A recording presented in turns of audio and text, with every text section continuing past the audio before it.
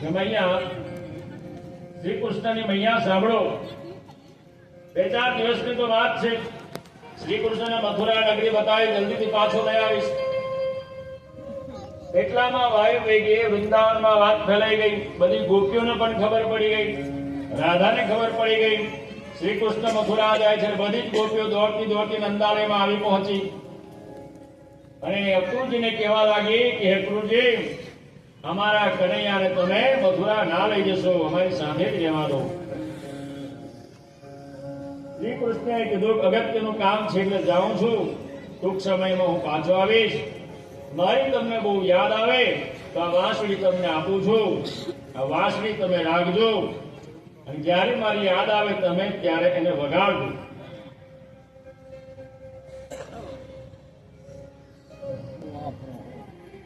આટલું કહી શ્રી કૃષ્ણે રાધાજીને વાંસળી આપી દીધી.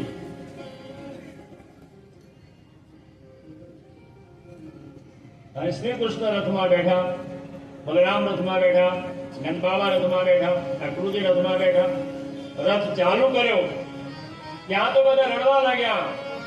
યશોદા રડ્યા, વ્રજવાસીઓ રડ્યા, ગોપીઓ રડી, બાળ મિત્રો રડ્યા, ગાયો રડી, વાછરડા રડ્યા, પશુ પક્ષીઓ રડ્યા.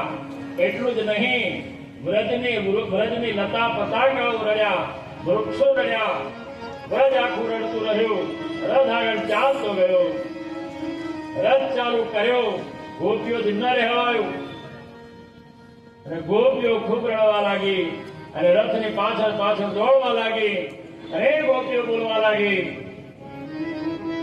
તાક પહેરાવો, પાવ બેરી રે ભરાવો, ગાઢ બંધન બંધાવો, ઓય ખીચાવો કાચી ખાલસો,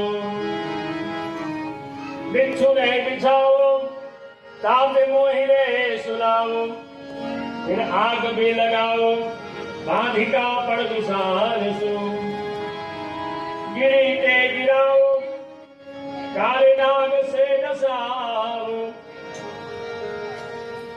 गिरी ते गिराओ, काले नाग से नसाओ, प्रीति ना छुड़ाओ प्यारे नंदलाल से.